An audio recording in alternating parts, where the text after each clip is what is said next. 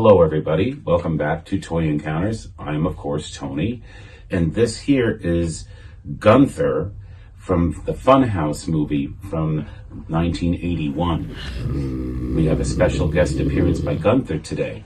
Everybody give Gunther a big hey, shout out to Gunther. Thank you for coming, Gunther. I appreciate you being here with us. So today's subject content on Toy Encounters, we thought we'd do something fun, a little bit different.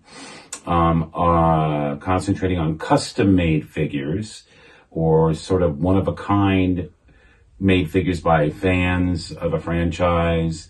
And so here on the table today, we have an array of custom figures that I have done the work on some of them myself, and others I had artists create because I wanted the characters, and they were never made, licensed to be made.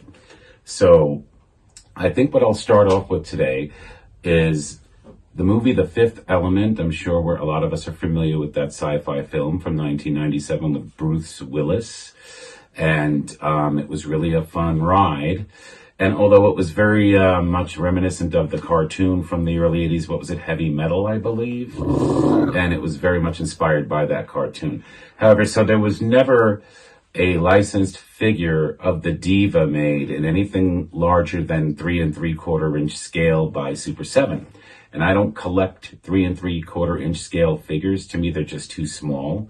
So, a seller that I had dealings with on some other things, made a 3D printed statue of the Diva who stands 11 inches tall, and she's absolutely brilliant. Here. She's just gorgeous in every way the Diva was from the film. Incredible detail on her. I will do a close-up though, but she's just gorgeous. I couldn't be any happier to have her. And she didn't cost me that much either. Now, staying with The Fifth Element, in November of 2021, I found a 3D printed head of the character of the same movie, The Fifth Element, Ruby Rhod, who was basically the promoter on the outer space cruise ship going to Flossom Paradise. And anyway, he was very flamboyant. And so he was played by Chris Tucker. And so I bought the head of the figure. Actually, the body and the head came. The head was just white. It wasn't painted. So I went ahead and painted the head as close to his likeness as I could get, given my talent level in 2021. And I mounted the head on the body that it came with, and I bought what was called a stress release figure. It was a stuffed thing that you squeeze for like employees who work in offices, I guess tech industry, because I was looking for a pattern to as closely match Ruby Rhod's attire in his first appearance in Fifth Element as I could find, which was sort of leopard spotted. So I found this thing and I pulled the stuffing out of it. It was luckily the same scale as the 12-inch figure.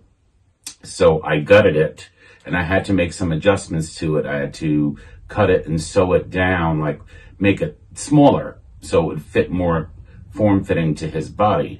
So I was very pleased with how Ruby Rhod came out. And he was, by the way, my very first custom figure attempt at painting a head and making an outfit for it. So here's Ruby Rhod from The Fifth Element. He's just spectacular, especially his hair. It was a great 3D print of his head. And I'm so happy that I have him in my collection.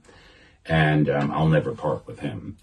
So these are very fun pieces to have if you're a fan of The Fifth Element. I know everyone's sort of, you either love it or it's not for you. But for those of us that are fans of the film, these are really fun pieces to have in my collection, or anyone's collection for that matter. So moving along, I'm a fan of the old 70s sci-fi movie Logan's Run. And so I bought a couple of years ago, this is also a 3D print. This was a robot from the movie. His name was Box. And he sort of gave Logan 5 and Jessica 6 a hard time while they were basically out of the city and almost broke free from the city period into the the outside world. So he was just this very shiny, silver, metallic looking thing. And here he is. He's a 3D print. His arms swivel up and downward. And he looks exactly like the robot in the film. He had about a 12-minute part in the movie at best. But he sure made an impression on us sci-fi fans. So this is a 3D print of the character Box, the robot from Logan's Run. He stands about 10 inches tall, and he's very well detailed. So I'll also add a close-up of this piece for you. And so the next custom, which is definitely a one of a kind, I found this thing on eBay. The seller, it seems like he made 4 of them. And this is, again, another 3D printed figure. And last year, no, actually 2024, I think, the movie premiered in, I think, October of 2024 or September. The Substance with Demi Moore. We all love Demi Moore. We love our Demi. And we're so happy she won a Golden Globe for that film.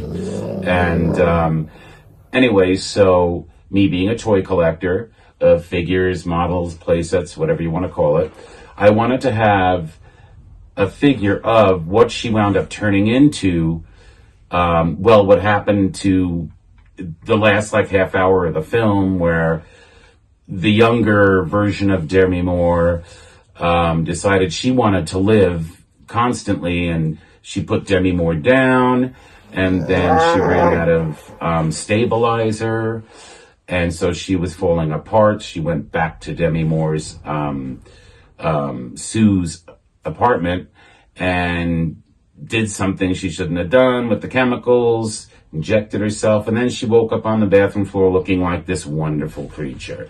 And this is called Alyssa Sue Monstro. This is when she turned into a monster. This, like I said, was a 3D print. She stands only about 9.5 inches tall, but the accuracy detail on this print is beautiful. It doesn't move. It's, I had to put the pieces together. And once you got her together, that's it. There's no posing it. But it was printed and made to resemble how she looked in this form when she was like wanting to go and do the New Year's broadcast, Rocking in the New Year's. So she put the dress back on after turning into the Monstro and decided to get on stage. That's why she has this little paper mask of Demi Moore, because she held it in front of her. I'm sure a lot of you know of the movie and know what I'm showing you. But it was so well done. I had to paint it myself. This I hand painted, and I'll add a close-up of it so you can see both sides of it. So, because it does have, for those of you who are familiar with the film, that Demi Moore's face was sticking out of her back. So this is Alyssa Sue Monstro. And like I said, I believe the guy only did a print, 4 copies of it, because someone else bought 2 other copies of it before I bought the one, and then right after I bought this copy, he had sold out, and he never listed any more of them, and I've never seen them again anywhere for sale, not even Etsy. So she's a really cool piece to have for those of us who are fans of the movie The Substance. And so I'm so very happy to have that. It's really like a one-of-a-kind piece. You'll be looking high and low for years before you find one of these, or, if you don't buy it from me, but she's not for sale. So speaking of custom figures, and this goes back to a little bit of the subject, the first video that we did, which was a different guest star was with me in the first video. Anyway, so NECA acquired the licensing likeness rights to make characters of the main 3 men in Jaws, the 3 who went out to kill the shark. Everybody knows the movie Jaws. So anyway, unfortunately, they were able to do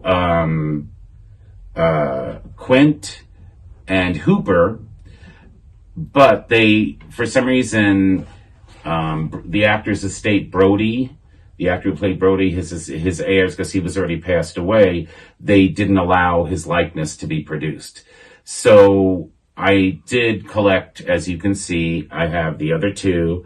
I have Quint and Hooper, and the likenesses on these are superb. They stand about 8 inches tall. They're fully articulated, and they just look like the dudes that were ready to go kill a shark in the film. They look so much like them. And they came with an array of accessories, but I just, display them as they are.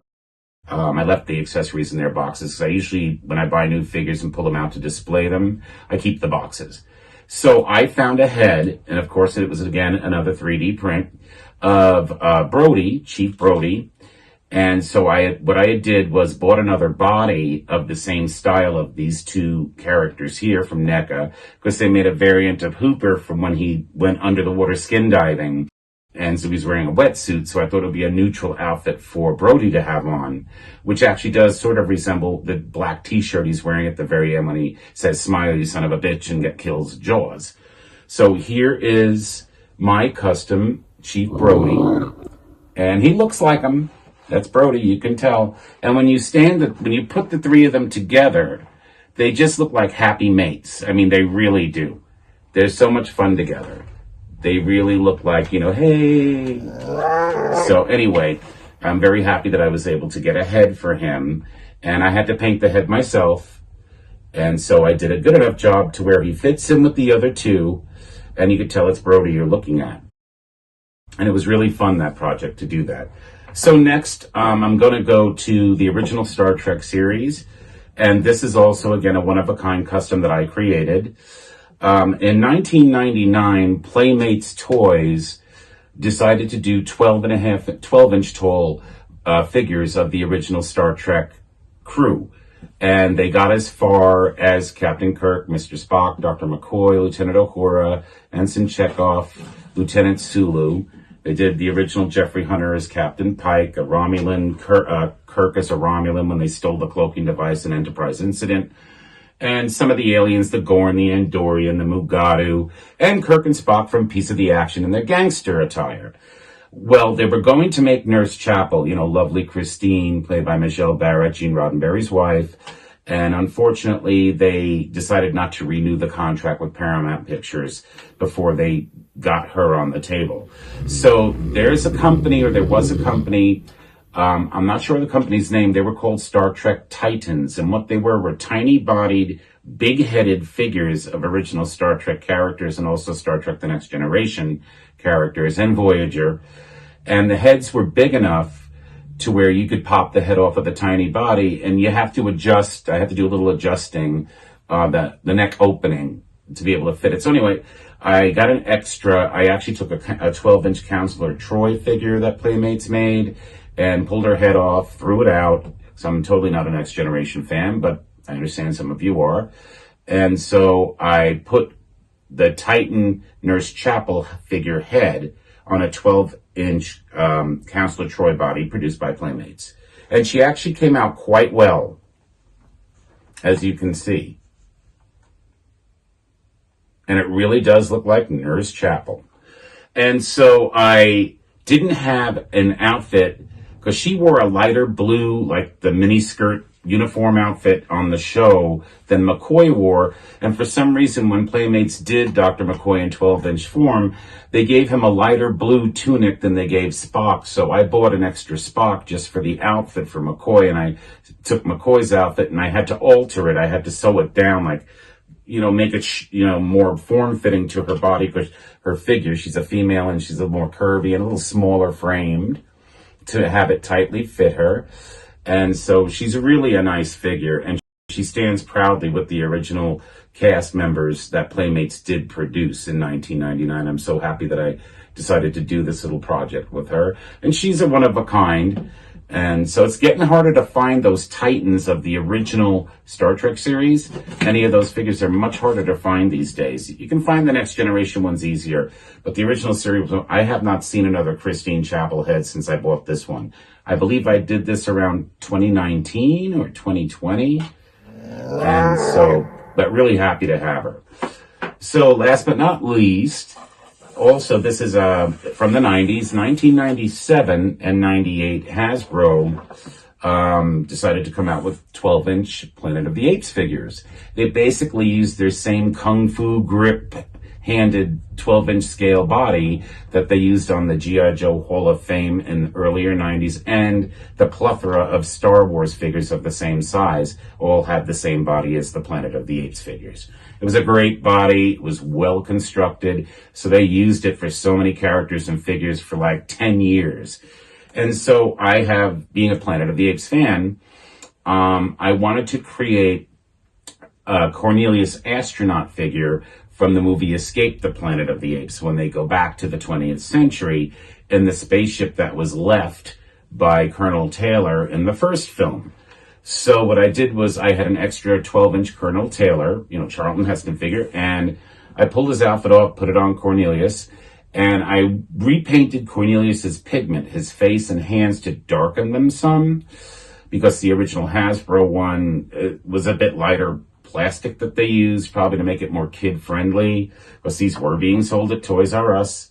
And so I'll show you, here is the custom that I did of Cornelius as he first appeared in Escape from the Planet of the Apes, after taking his space helmet off, which I still have yet to get him a helmet. But he came out really well, I'm happy, and I had to spray paint his original boots white, because I didn't have the set of Taylor boots to give him. So it worked really well, and this is how the figure looked originally. You can see the differences. So I basically turned this one into that. And it was a fun project. I'm very happy that I did it. And that's, in this hobby, some of the funnest things about this hobby is there's always something new that you can find, always something new you can create on your own to add to your collection. I almost forgot one last thing that I wanted to share that, Gunther has for us here. And this is from the movie The Deadly Spawn, 1983. It was produced. And this figure here was a Kickstarter figure, which seems to be becoming more common these days, where you got to pay up front, and it could take up to a year or so to get the figure. And this particular one, it was $80 plus shipping, and it came unpainted. It had an orange base color to it, and it's the monster from the Deadly Spawn movie. And go ahead.